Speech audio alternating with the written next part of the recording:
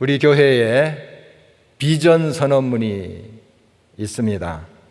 14, 15년 전에 우리 교회 초창기 식구들이 그룹으로 나눠서 기도하면서 이걸 만들었어요. 발표도 하고 또 한 번이 아니라 여러 번 이렇게 모여서 이걸 의논하고 단어도 고르고 해서 다듬은 선언문이죠. 주보 천면 맨 우측 상단에도 늘 실려 있습니다. 이 화면의 자막을 보시면서 다시 한번 우리 한 목소리로 읽어보도록 하겠습니다. 하나님은 우리에게 예수 사랑으로 하나 되어 그 사랑으로 이웃을 섬기며 예수 심장을 품은 지도자를 세워 하나님 나라를 이루기 원하신다. 여기에서 특별히 주목해야 될 것은 주어입니다. 주어가 하나님입니다.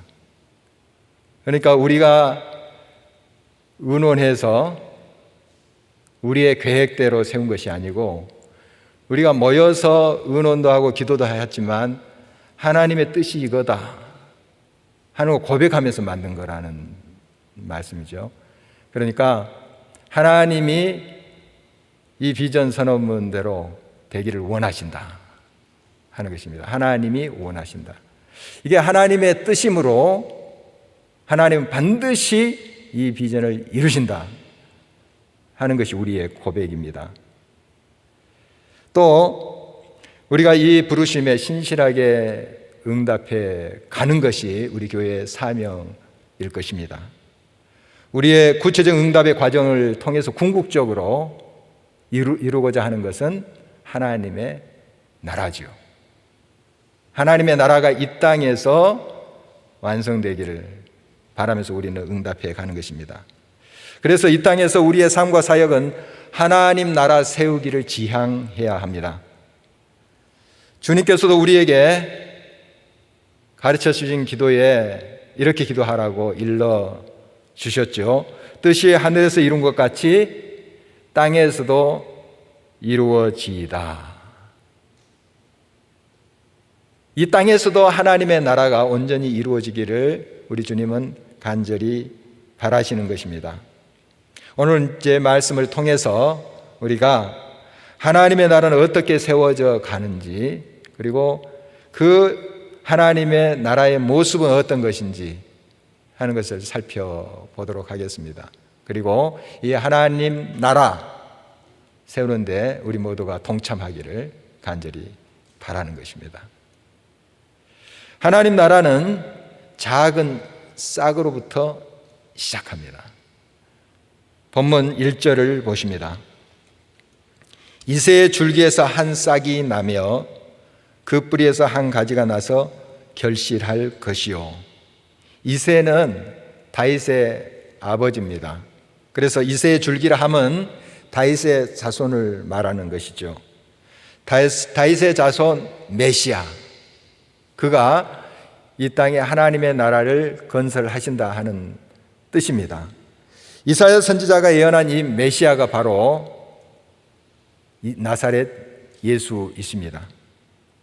우리 예수님께서는 이 땅에 육신을 오실 때에 어린 아기로 오셨죠. 대단한 그런 모습이 아니고 그냥 어린 새싹처럼 아기로 오신 거예요. 그래서 몇몇 사람들 외에는 예수님의 탄생도 잘 몰랐습니다. 그리고 예수님의 공생의 사역을 하실 때도 사람들은 예수님을 무시하기도 했어요. 어떤 사람 멸시하고 죽이려고까지 했었죠.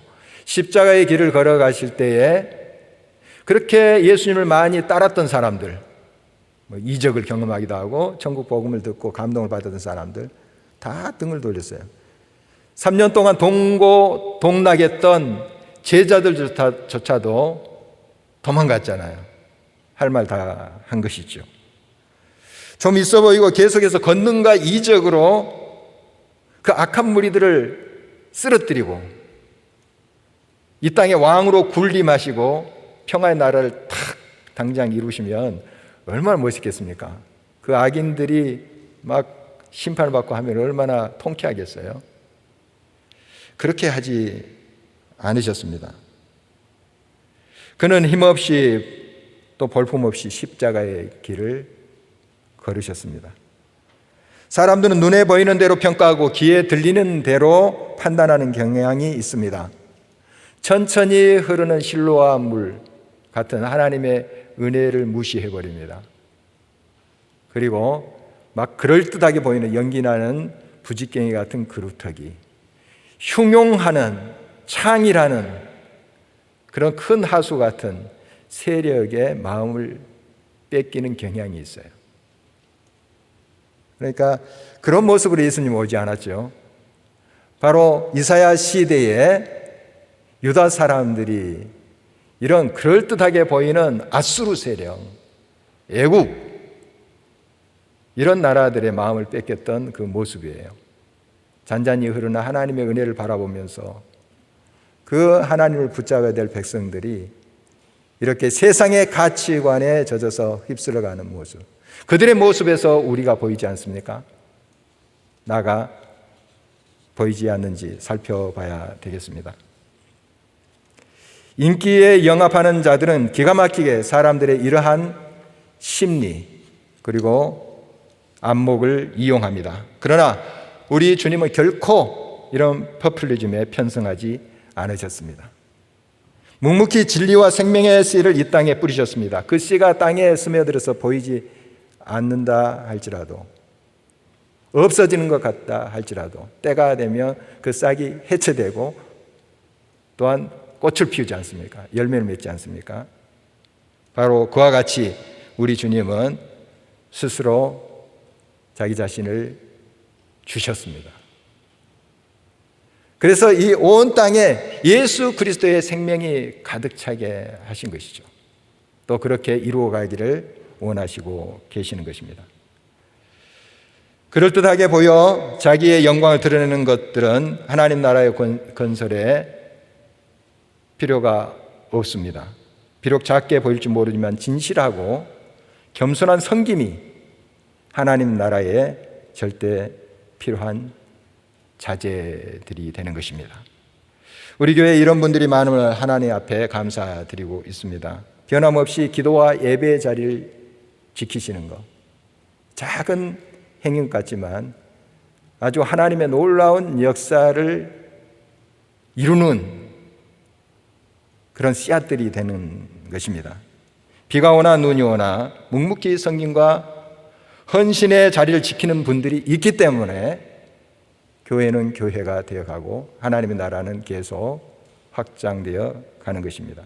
이렇게 자기 자리를 지킬 때 그 기도와 헌신은 하나님의 나라의 씨앗이 되는 것입니다. 하나님 나라는 성령의 역사로 연결어가고 세워져 갑니다. 2절 말씀입니다. 그의 위에 여호와의 영 곧 지혜와 총명의 영이요 머리학과 재능의 영이요 지식과 여호와를 경외하는 영이 강림하시리니. 우리의 기도와 헌신에 성령의 기름 부으심이 있어야 됩니다. 아무리 많은 시간 또 많은 힘을 들여서 섬김과 기도에 헌신했다 할지라도 거기에 성령의 기름 부으심이 없으면 하나님 나라는 건설되지 않습니다. 이 세상의 여러 가지 일들, 여러 가지 역사는 인간의 노력과 힘으로 지혜로 할 수 있어요. 그러나 하나님의 나라는 그렇게 건설되는 것이 아닙니다. 물론 우리의 응답과 우리의 힘과 노력이 거기에 있어야 되죠. 그러나 거기에 성령의 기름 부으심이 꼭 있어야 됩니다. 바로 작은 불꽃이 있는데 거기에 기름을 부으면 활 타오르듯이 이런 모습으로 하나님의 역사는 진행이 돼요. 우리 비록 작지만 우리의 기도 부족하지만 성실히 주님의 부르심에 응답할 때 또 우리의 헌신과 우리의 사역에 대한 섬김이 많이 부족하다 할지라도 한 걸음 한 걸음 주님 앞에 나아가서 섬길 때 거기에 성령의 기름 부으심이 역사하세요. 그리고 그것이 타오르게 하신다는 것입니다. 바로 이것이 우리를 하나님의 손에 맡긴다는 의미입니다. 하나님의 손에 맡긴 그런 삶은 성령의 기름 부으심 안에서 일어나게 됩니다. 타오르게 됩니다. 그 어떤 사람도 하나님의 손에 붙들림 받고 성령의 기름심을 받으면 새 피조물이 됩니다.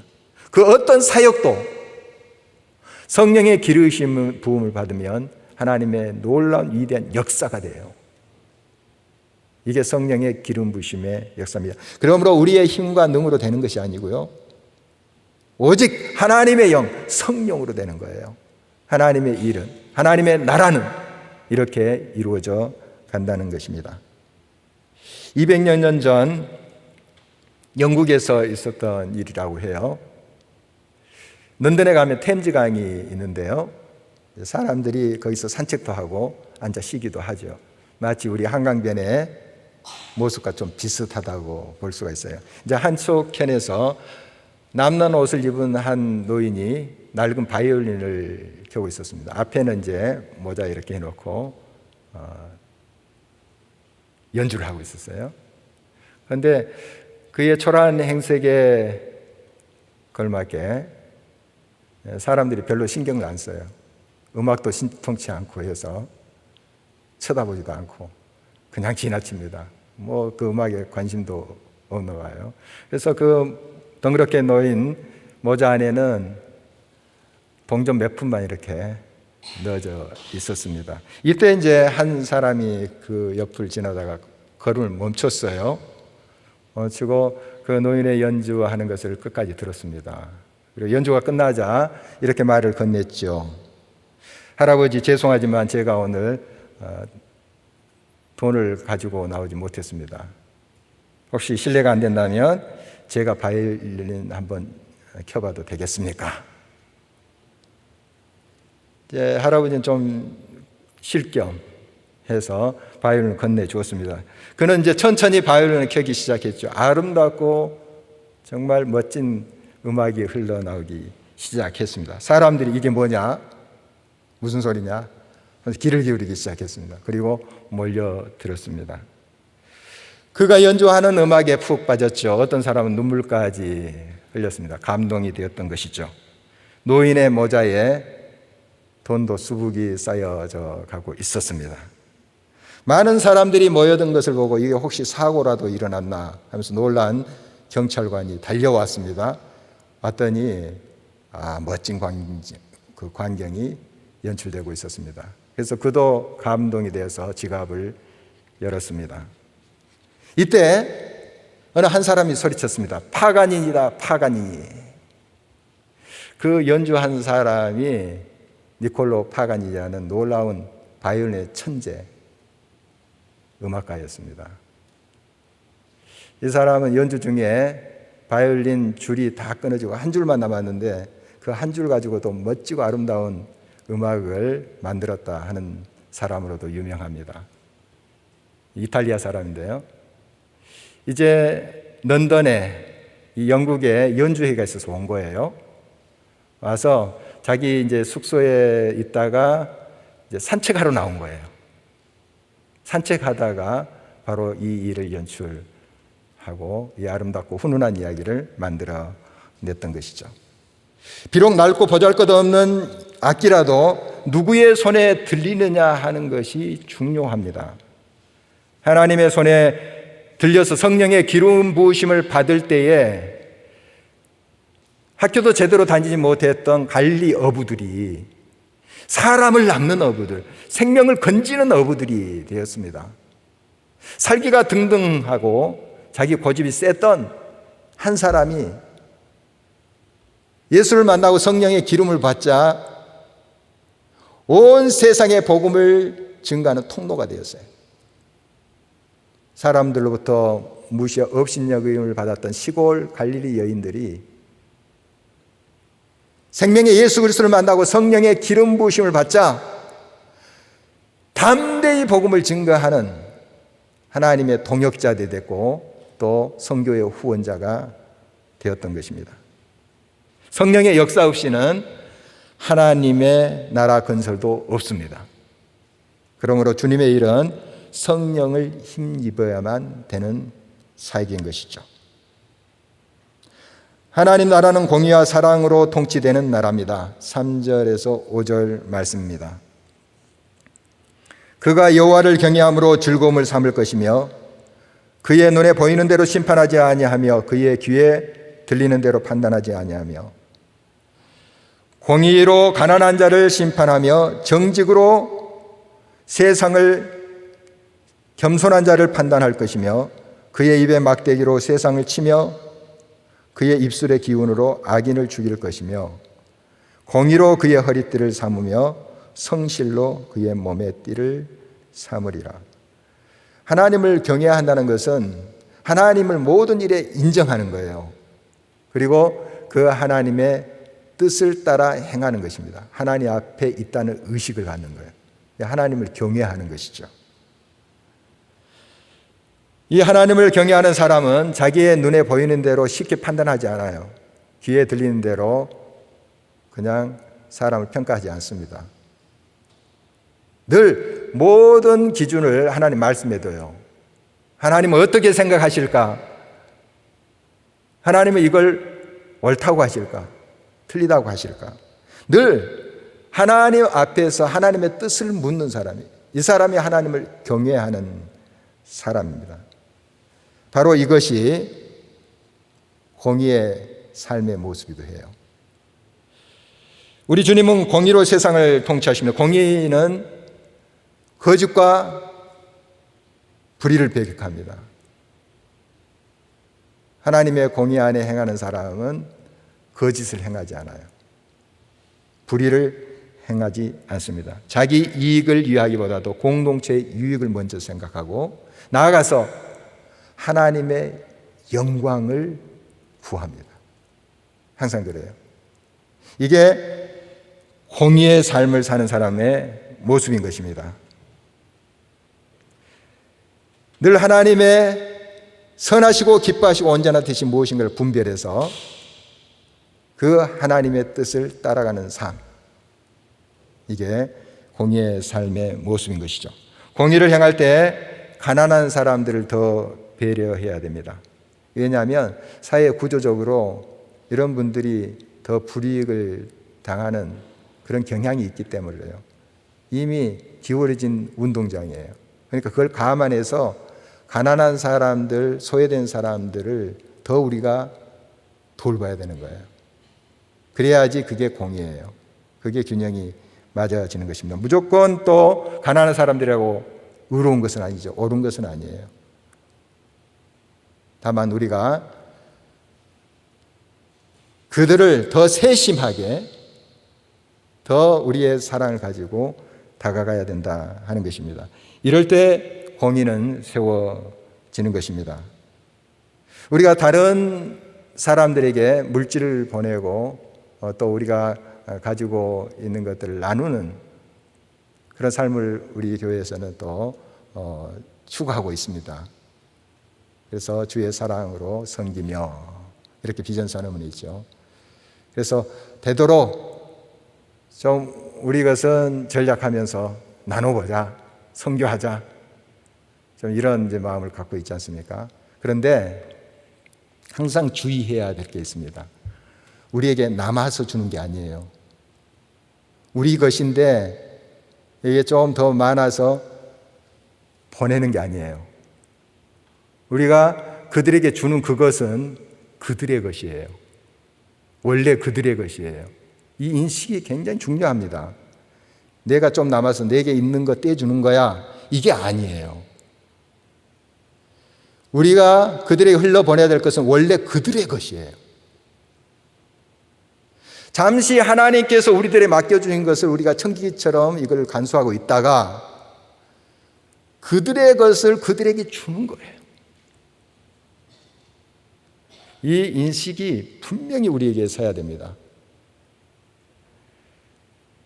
우리는 바로 이런 하나님의 공의를 실천하는, 행하는 사람이 되어야 됩니다. 그러므로 공의는 이 사랑과 뗄래야 뗄 수 없는 관계예요. 공의 없는 사랑은 참된 사랑이 아니에요. 또 사랑 없는 공의 역시 참된 공의가 아니겠죠. 하나님의 나라는 사랑으로 통치됩니다. 사랑에는 성실이 따라야 돼요. 서로 인간관계 속에서도 이 사랑의 관계는 성실함이 있어야 돼요.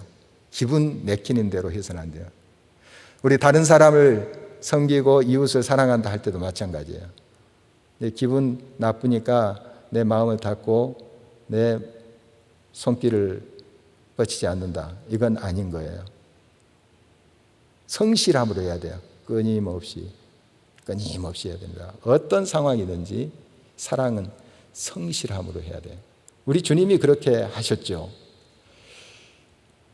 자기를 찌른 자들, 모욕하고 뺨을 치고 욕하던 자들까지 위해서 우리 주님은 사랑으로, 성실함으로 중단 없이 대했던 것을 우리가 알고 있습니다. 우리 주님은 지금도 그 성실한 사랑으로 우리와 함께 하십니다. 하나님 나라 세우기를 위해 부름을 받은 우리 역시 그 사랑을 본받아야 합니다. 자기 욕심을 버리고 죽기까지 사랑하신 주님의 뒤를 우리가 따라가야 됩니다. 물론 우리 예수님처럼 완벽하게 사랑할 수 있겠습니까? 또 실패하겠죠. 서툴겠죠. 그러나 이 의식을 가져야 돼요.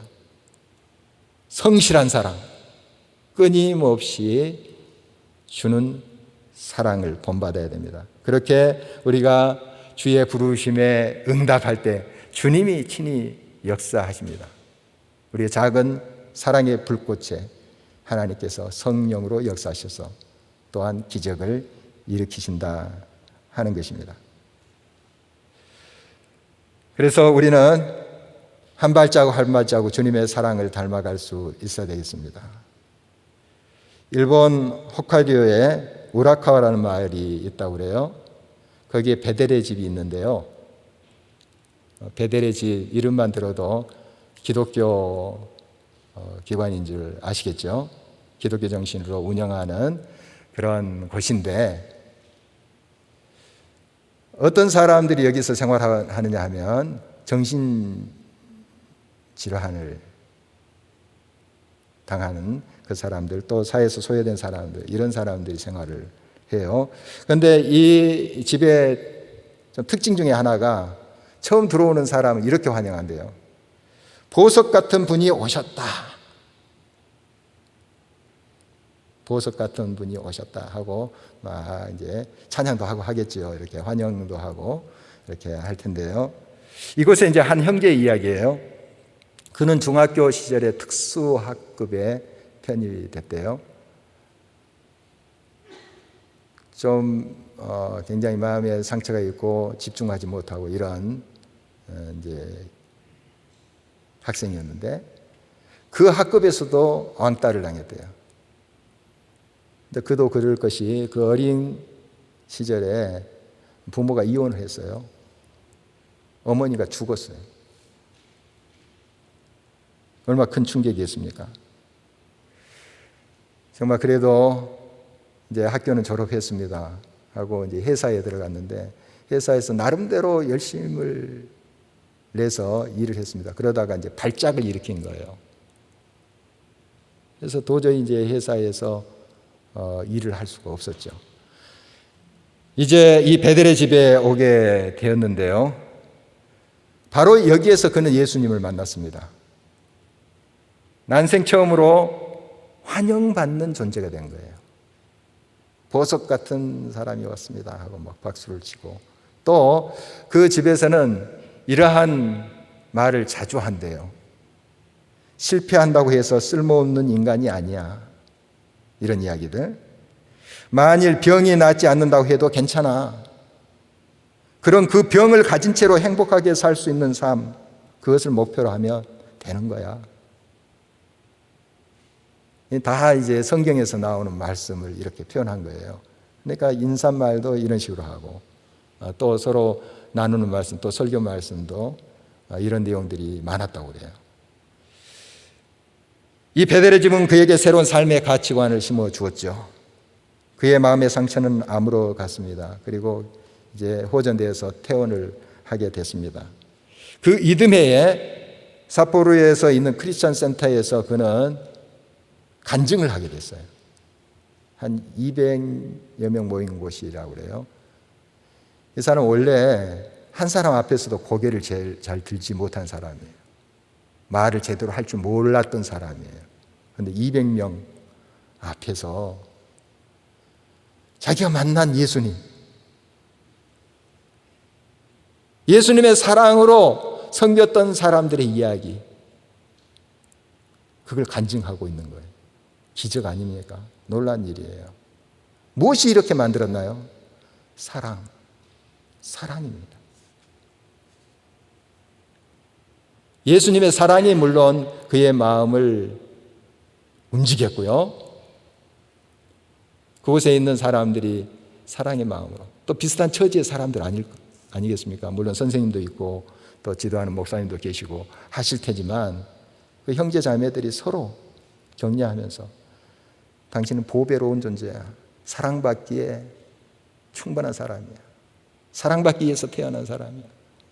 이런 소리를 들으니 치료가 되지 않겠습니까? 그 이후에 그의 삶은 저는 모릅니다. 그러나 예수 그리스도의 사랑이, 그의 심령에 심긴 그 사랑이 있는 한 그 난관들을 꼭 헤쳐갈 줄 믿어요. 여러분, 사랑의 나라가 바로 하나님의 나라예요. 우리 가정도 마찬가지고 공동체에 이 사랑이 있었으면 좋겠습니다. 대단한 거 아니잖아요. 말 한마디. 당신은 보배로운 사람, 사랑받기에 태어난 사람, 축복하고 하는 거 아니겠어요? 하나님이 역사하세요. 그 사랑의 응답에 하나님의 성령께서 기름 부으심으로 함께 하세요. 기적을 베풉니다. 하나님이 치유하세요. 역사하세요. 하나님의 영광을 드러내신다는 사실입니다. 하나님의 나라는 평화로 충만한 나라입니다. 맹수와 가축들이 함께 풀을 뜯어요. 상상이 되십니까? 맹수들이 그 가축들을 잡아먹잖아요. 그런데 함께 지내요. 어울려서. 어린아이가 독사굴에 손을 집어넣어도 독사가 물질 않아요. 장난치면서 같이 지내요. 9절 말씀 주목해 보십니다. 내 거룩한 산 모든 곳에서 회됨도 없고 상함도 없을 것이니 이는 물이 바다를 덮은 같이 여호와를 아는 지식이 세상에 충만할 것입니다. 하나님의 나라는 상상이 아니에요. 실제입니다. 그 맹수들과 가축이 함께 지내는 거 동화가 아니에요. 실제입니다. 실제. 어떻게 이게 인간의 힘으로 되겠습니까? 그 상상해도 되나요? 하나님은 하십니다. 하나님이 이루세요. 그래서 우리가 하나님을 의지하는 겁니다. 하나님을 의지하고 그 부르심에 한 걸음 한 걸음씩 다가가는 거예요. 비록 작은 씨앗이라 할지라도, 작은 성김과 기도를 할지라도 그 부르심에 응답할 때 하나님의 성령의 기름 부으심을 우리가 구하며 그 능력을 힘입을 때 주님이 역사하시는 거예요. 주님이 이루신다는 사실입니다. 하나님 나라를 이루어 간다 하는 것은 선교적 사명이죠. 다른 말로 표현하면 이 땅에 하나님의 복음을 증거하는 거예요. 우리의 삶을 통해서 하나님의 살아계시고 통치하심을 전하는 거예요. 우리가 많은 게 있어서 재정이 풍부해서 선교하는 게 아니에요. 하나님 부르심에 우리가 그냥 응답하는 거예요. 그 믿음을 보시고 하나님이 역사하신 것입니다. 그래서 이 세상에 물이 바다를 덮은 같이 하나님을 인정하는 것이, 하나님의 영광이 가득 차도록 하실 분은 하나님이세요. 우리를 통해서 역사하실 하나님이세요. 그 하나님을 우리가 온전히 바라보면서 믿음으로 응답했으면 좋겠습니다. 여러분, 작은 우리의 믿음입니다. 작은 사랑이기도 하고요. 그렇지만 그것으로부터 하나님의 나라는 시작되는 거예요. 여러분, 가정도 그렇고 공동체도 그렇습니다. 주님 도와주십시오. 성령의 기름 부으심으로 역사해 주십시오. 그래서 내 삶이 사랑으로, 공의로, 평화로, 생명으로 타오르게 해주십시오. 이럴 때 우리 주변은 하나님의 나라로 점점 변해 변하게 될 것입니다. 바로 물이 바다 덮음같이 이런 날이 하루속격을 우리가 꿈꾸면서 주의 부르심에 응답하는 저와 여러분 되시길 주의 이름으로 축원합니다. 우리 함께 일어서서 찬양하시도록 하겠습니다.